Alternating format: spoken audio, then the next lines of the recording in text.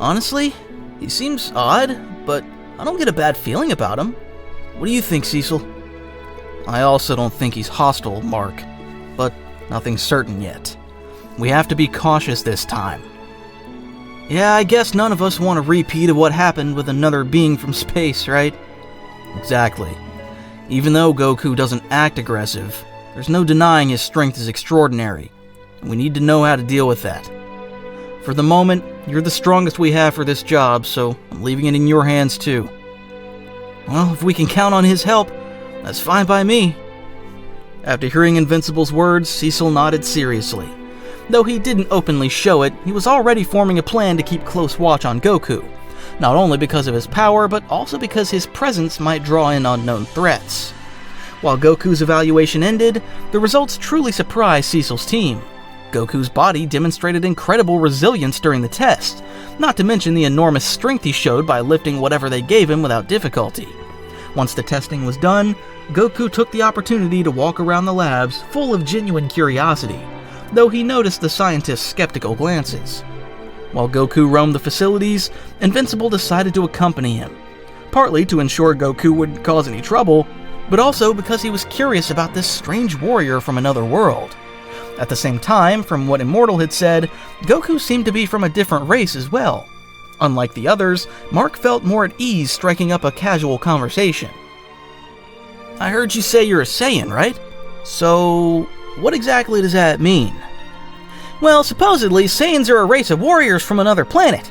But to be honest, I'm not like most of them, because I grew up on Earth. I learned to protect it instead of destroying things like other Saiyans did in the past.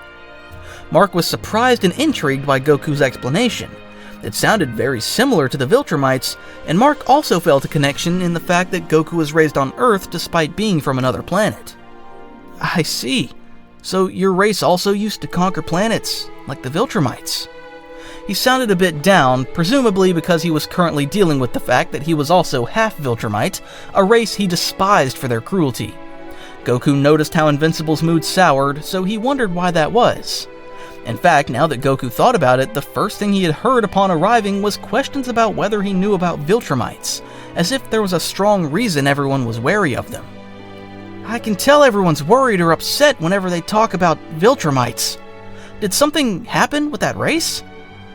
Invincible hesitated at first, recalling all the horrors his father had caused, as well as what Omni-Man had revealed about Viltrum, but he sighed and decided to explain clearly. The truth is, we went through something terrible not long ago involving them. Many people died because of a Viltrumite. He said the Empire wanted this planet and was prepared to do whatever it took to carry out that mission.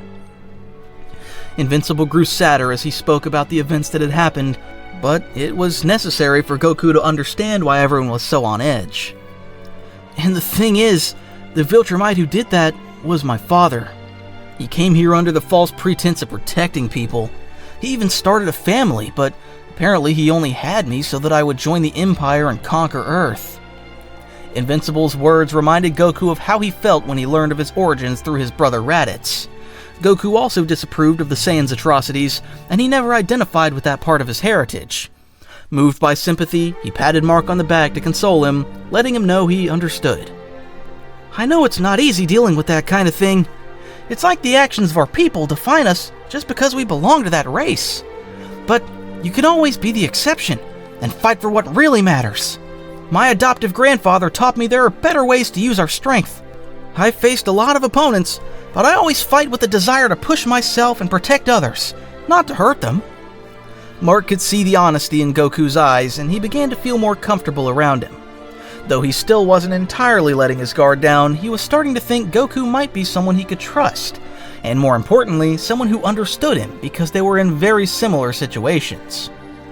It really feels good to talk about this with someone who gets it. You seem like a good guy, despite being so unusual. Goku simply smiled upon hearing Mark's words, happy to see he was feeling better. Thanks! Although to me, everything here is strange. It looks like most people wear those flashy suits. Are they all heroes like you? Not everyone, really. But yeah, most of us here are heroes. Or at least we try to be. I'd love to see what kind of abilities the other heroes have sometime. Of course, only if and when you think it's okay. Mark smiled, somewhat infected by Goku's energy. But before they could continue talking, the Immortal, who had been nearby listening, joined them, keeping his serious gaze fixed on Goku. For now, that won't be possible. Cecil has assigned us to keep an eye on you while you're here. Don't get me wrong, Goku. You might not be like Omni-Man, but I don't easily trust beings from other planets. Goku simply nodded, understanding the Immortal's concern. That's fine.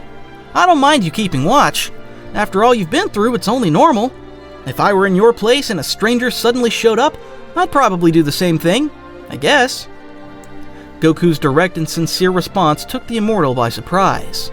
Despite not showing it openly, the Immortal was beginning to feel that maybe this warrior wasn't like other aliens he'd fought in the past. Meanwhile, Goku and the others were chatting as Cecil continued reviewing the preliminary reports on Goku's physiology, which he still found astonishing.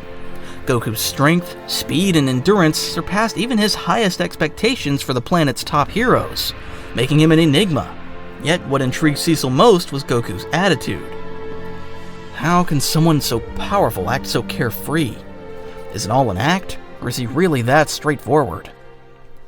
Later, Cecil decided to put Goku to a more controlled test, proposing a combat simulation to assess his true potential. To that end, he called his strongest heroes, Invincible and the Immortal. Goku was excited by the idea of a practice fight, so he immediately agreed. Without further delay, they all headed to the training area. The battlefield was a large hall fitted with advanced technology built to withstand devastating attacks. Perfect for this sort of thing.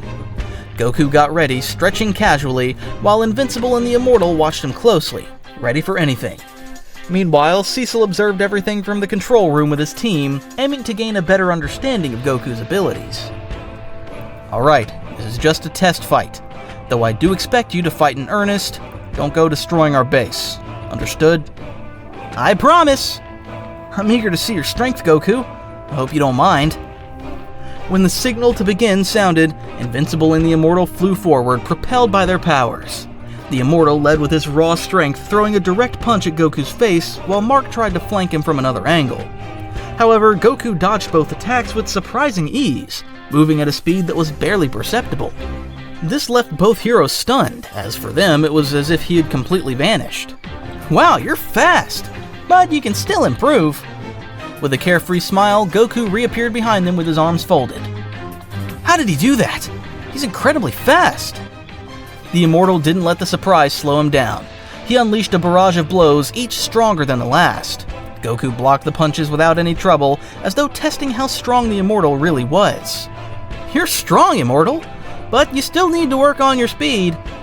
To illustrate his point, Goku sped up and returned the blow to the Immortal, sending him crashing into one of the training room's walls. In an instant, Goku then appeared in front of Invincible, striking him in the torso and knocking him back toward the Immortal. Invincible barely had time to register the pain of the impact. Cecil noticed that Goku was controlling his power very well. Despite the force of those hits, neither Invincible nor the Immortal was bleeding or badly hurt. Both heroes got back up, ready to keep fighting. This is ridiculous. I've never seen anything like it. It definitely hurt. His strength isn't just amazing. He's a master of combat. Don't let that get to you. I know you can push yourselves further. Goku's words spurred the heroes on, and they renewed their assault with greater speed. To make it more interesting, Goku traded blows with them at a quick pace, causing their fists to clash with enough force to shake the area, but not dangerously. Both Invincible and the Immortal were growing increasingly overwhelmed by the difference in power between their attacks and Goku's, but they kept up their determination. The ever more frantic fight stunned Cecil and his entire team, who couldn't believe how easily Goku held his own against their strong heroes at such high velocity.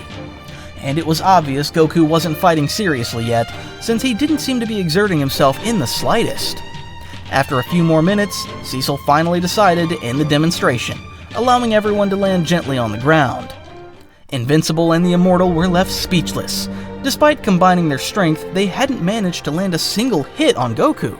Far from feeling humiliated, though, both felt a spark of inspiration, realizing that with Goku's help, they might become even stronger. You two are good. With some practice, you could reach much greater heights. If you want, I can help you train. For the first time, the Immortal dropped a bit of his aloofness. at least enough to be open to improvement. Even so, in his mind, Omni-Man remained the true foe. I might take you up on that, but don't think I'll trust you so easily. Invincible, on the other hand, seemed more enthusiastic. He was determined to protect his world after everything his father had done. I definitely want to get stronger, so I'm in.